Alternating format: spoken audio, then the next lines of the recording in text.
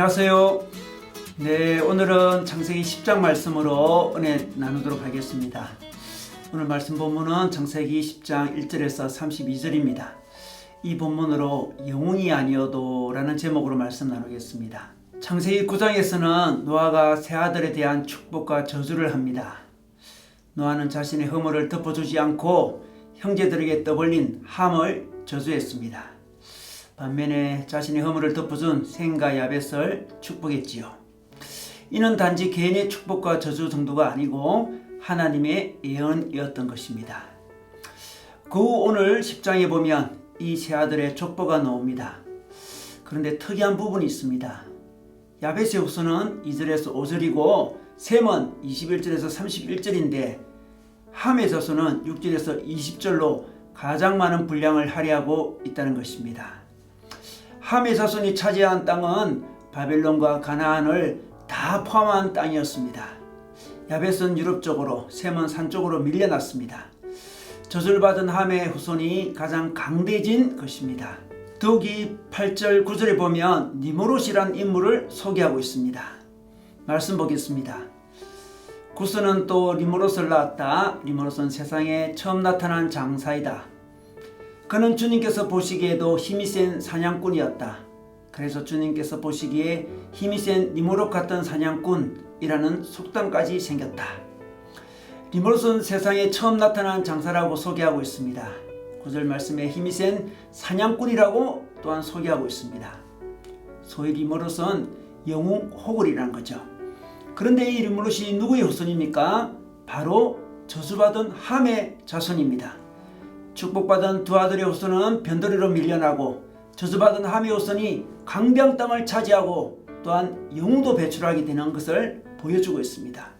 그리고 이 니므롯 영웅을 사냥꾼이라고 소개하는데 노아 홍수 후에 육식이 허락되었기 때문에 그렇습니다. 타락해서 황폐한 땅, 그리고 노아 홍수로 파괴된 땅에서 농작물을 거두기는 쉽지 않았습니다. 그래서 하나님은 육식을 허락했습니다. 농사를 지을 때는 영웅이 특별히 필요가 없었습니다. 그러나 사냥이 시작되자 개인의 능력의 차이를 보이게 되었습니다.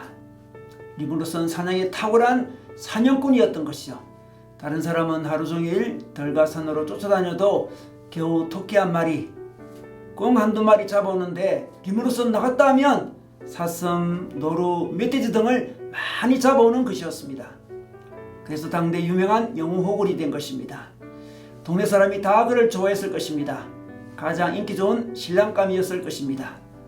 현대사회도 어느 시대보다 개인의 능력이 중시되고 있습니다. 그래서 어떤 사람은 열심히 일해도 겨우 먹고 살 만큼 버는데 어떤 사람은 설렁설렁 노는 것 같은데 수천만 원을 벌어오는 사람이 있습니다. 그래서 영웅대종을 받게 되는 것입니다. 또한 니므롯은 사냥만 잘한 것이 아니었습니다. 사냥으로 능력을 인정받자 그리고 경제적인 힘이 생기자 그는 권력을 추구했습니다. 그는 정치적으로도 영웅이 되었습니다. 그래서 그는 왕이 되었습니다. 그는 바벨론의 정치적 지도자가 되었습니다. 바벨론은 기름진 땅이었습니다. 비옥관 초생달 지역이었습니다. 사대 문명의 발상지였습니다. 이렇게 저주받은 함의 후손이 영웅이 되어 좋은 땅을 차지하고 대제국을 건설한 것입니다. 모든 사람이 부러워하고 역사책에 기록된 일입니다. 그러나 하나님은 이 함의 후손을 저주했습니다. 능력이 있고 영웅이라서 저주한 것이 아닙니다. 하나님은 때로 능력과 영웅을 사용하십니다.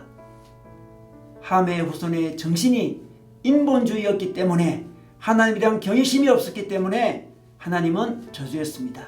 결국 니므롯은 그 대단한 능력으로 그 기름진 땅 바빌론에서 바벨탑을 세우게 됩니다. 하나님을 거역하는 인본주의 나라를 세운 것입니다. 그러므로 우리는 영웅을, 인간적인 능력을 가진 자를 무조건 높이지 말아야 하는 것입니다. 그가 가진 정신, 그가 가진 영성을 살펴야 하는 것입니다. 시대마다 영웅이 등장합니다. 경제적인 능력이나 정치적인 능력이나 지적인 능력이나 어떤 특별한 재능을 가진 자를 영웅으로 높이고 있습니다. 그런 능력자를 지도자로 세우기를 우리는 원합니다. 때로 우리 신앙인마저 그런 영웅이 되는 것이 인생의 목표가 되기도 하고 그런 영웅들과 가까이 하며 그런 영웅들을 존경하기까지 합니다. 그러나 하나님은 리므롯이 아닌 아브라함을 사용하셨습니다. 아브라함은 셈의 후손이었습니다. 아브라함은 영웅이 아니었습니다. 아브라함은 고향을 떠난 나그네였습니다. 어떤 혈육의 기반도, 경제적인 기반도, 정치적인 기반도 없었습니다. 개인적인 능력도 탁월하지 못했습니다. 오히려 자기 아내를 두 번이나 여동생이라고 속이는 겁쟁이였습니다. 자주 두려워하고 자주 의심하는 평범한 사람이었습니다. 그러나 하나님은 이 아브라함의 믿음을 보시고 이 세상을 구원하는 축복의 도구로 사용하셨습니다. 리므롯이 세운 바벨론은 바벨탑을 쌓다가 하나님의 심판을 받아 멸망했습니다. 그때 아브라함은 세상을 구원할 자로 아브라함을 불러주셨습니다. 가나안 땅에 거주하던 족속들도 다 함의 족속이었습니다. 함의 후손이었습니다. 강력한 족속들이었죠. 그러나 하나님은 아브라함의 자손, 바로 이스라엘 통해서 이 함의 자손 가나안 족속을 정복하게 하셨습니다. 가나안 땅에 하나님 나라 이스라엘을 세우게 하셨습니다. 그러므로 우리는 영주의로, 함의 정신으로, 인본주의로 세상을 살아가면 패망의 길임을 알아야 합니다. 우리는 때로 평범하지만 하나님을 신앙하는 신본주의로 살아갈 때 우리는 자신을 구원하고 세상을 구원하는 하나님의 백성이 되는 것입니다. 세상은 온통 영 이야기로 가득 차 있습니다. 그러나 우리는 하나님의 약속을 따라 살아가야 합니다. 비록 영이 아닐지라도 우리가 하나님을 신뢰하고 살아갈 때 우리를 통해 하나님 나라가 세워지는 것을 경험하게 될 것입니다. 오늘도 영주의에 물들지 않고 정결하게, 겸손하게 하나님의 길을 걸어가시기를 축원합니다.